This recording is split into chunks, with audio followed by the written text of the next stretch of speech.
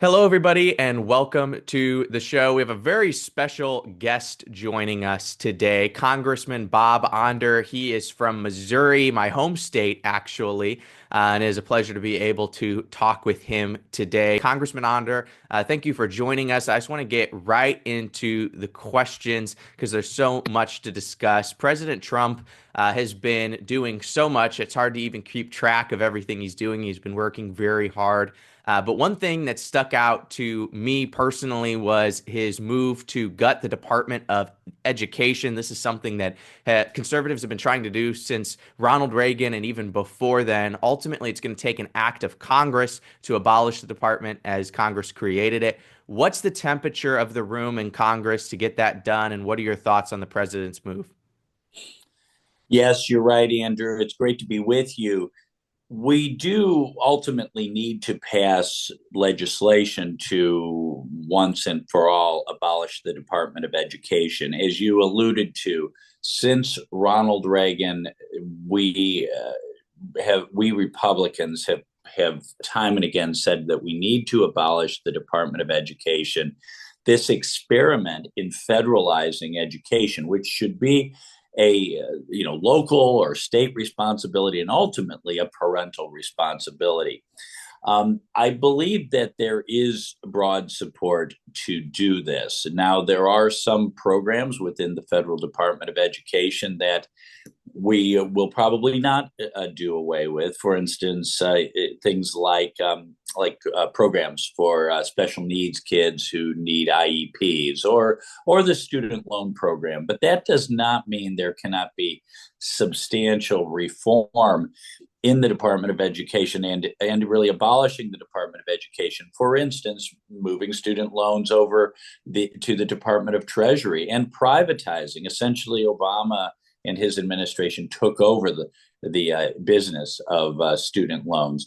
We could move, programs for special needs kids over to the Department of Health and Social Services. We could, and so on. We really don't need this sprawling bureaucracy known as the Department of Education that has a culture of wokeness and DEI embedded in it. So moving some of those functions to other departments, moving many of the offices out of Washington, D.C. and the kind of leftist culture of Washington, D.C. can be very beneficial. And really, education needs to get back to educating, not indoctrinating. Absolutely.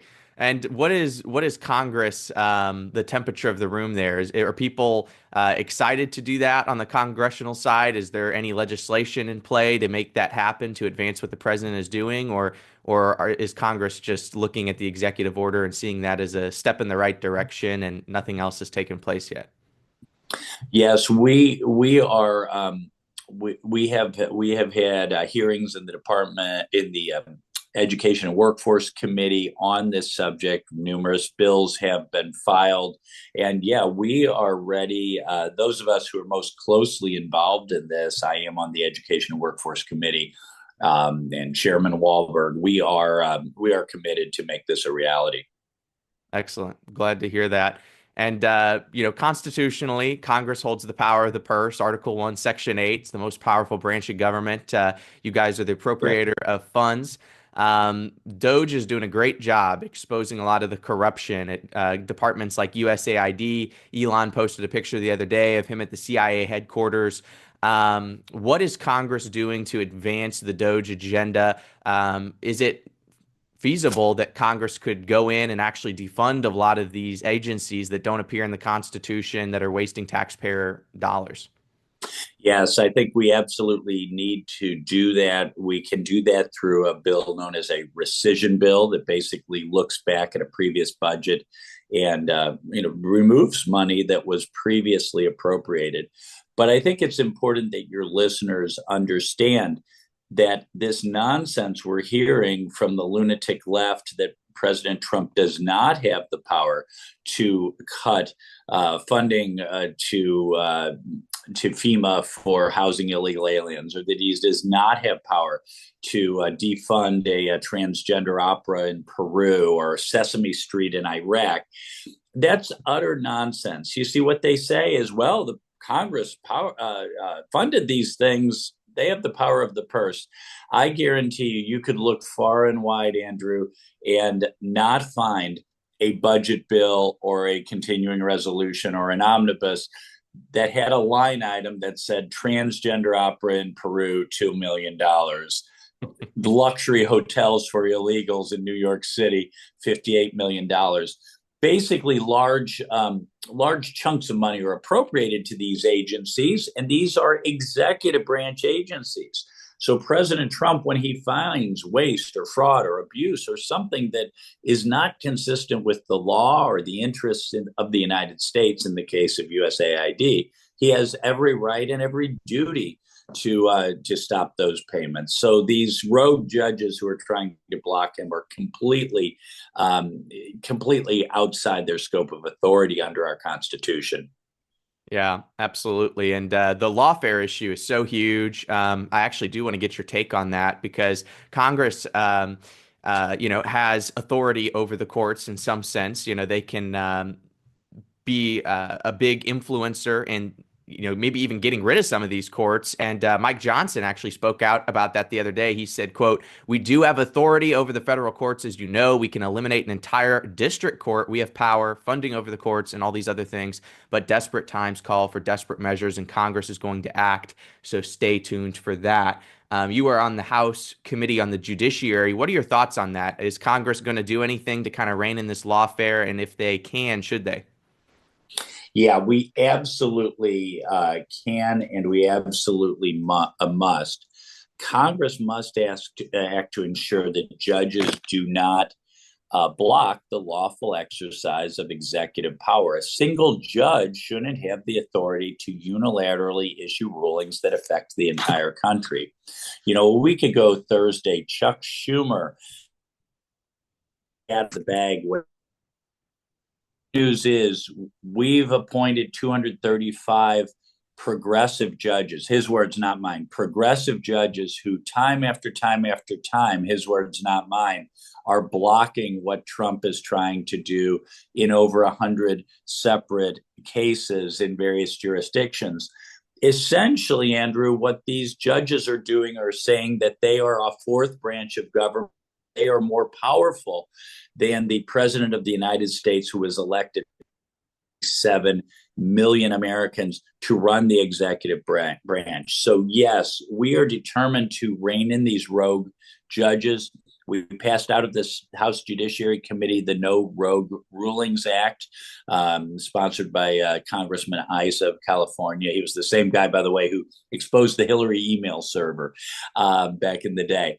But no, we need to do that. Certainly, we need to look at using the power of the purse against these judges. We can defund these rogue judges. As you alluded to, the only one court is created by the Constitution of the United States, the U.S. Supreme Court. The rest are products of Congress. We do have power over these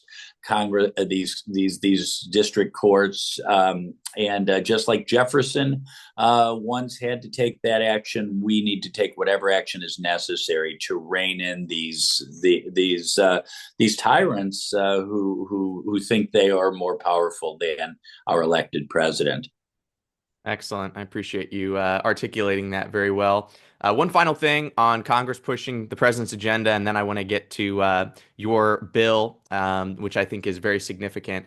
The president has led pretty profoundly on the issue of national sovereignty, America first, fighting against globalism, huge front there. And in doing that, he's pushed back against the United Nations quite a bit. He pulled out of the World Health Organization, the health arm of the UN, which was to blame for a lot of the COVID craziness. He got us out of the Paris Climate Accords there, which was an awful climate agreement through the UNFCCC, the UN climate framework there. to get out of the UN as a whole, which some people have floated, to cut off the head of the snake completely, what would it take to do that? Would it take an act of Congress? I know Chip Roy introduced a bill called the Defund Act. Senator Mike Lee did the same in the Senate. What do you think about getting out of the UN as a whole? Should we just get out of the certain departments that are the most damaging, as the president has done, or should we go for the big kahuna there and get out entirely? Yes. Well, I think at very least we should look at getting out of particular departments like the World Health Organization. It's not clear to what extent the UN serves membership in the UN serves American interests, and all of American foreign policy should be aimed at serving American interests. The great majority of these UN agencies are dominated by Marxists and leftists and anti-American and anti-Semitic countries, just numerically. And and of course, many of our Western countries don't side with American interests on various things. So yeah, I think that we have to look at that. Everything has to be on the table. I'd have to study the issue a little more, but I think there's no question that any yielding of American sovereignty to a foreign entity like the United Nations is pernicious. And the other thing I think we have to keep in mind is that other globalist organizations that we're not members of, like the European Union, often have values just diametrically opposite ours. So even though we are making enormous gains in pushing back and preventing censorship by big tech of viewpoints in the United States, of free speech in the United States, the European Union has a very aggressive censorship regime. So we've got to pursue American interests and American values abroad. But yeah, might that include withdrawing from the United Nations or defunding that organization? We've got to consider that. Yep. Thank you very much for that answer. Appreciate that. Final question here. You've been generous with your time. You introduced a bill which I think is very significant and necessary, HR 2075, which is, quote, to prohibit the federal government from conducting or supporting any research involving human fetal tissue that is obtained pursuant to an induced abortion, and to prohibit the solicitation or knowing acquisition, receipt, or acceptance of a donation of such tissue. Why did you introduce this bill? And a lot of people are talking about the new HHS under RFK's leadership. Do you think that they will support this? And why is this an important issue to you? Well, yes, I think all human life is sacred. All human life is precious. Babies and baby body parts should not be commodities that are sold or federally subsidized for ghoulish research experiments. We know since about 2015 that Planned Parenthood clinics were engaging in this business of selling fetal tissue, selling baby body parts, and really no significant scientific advances have ever resulted from destroying innocent human life or using the bodies of babies killed by abortion. So we really need to stand up for ethical research in the United States, and taxpayers should not be forced to fund unethical research. Absolutely. Couldn't agree with you more. Congressman Bob Onder, representing Missouri's 3rd Congressional District. Sir, I appreciate you so much. Thanks for all the good work you're doing for us up there in the swamp, and God bless you. Thank you, Andrew. Great show.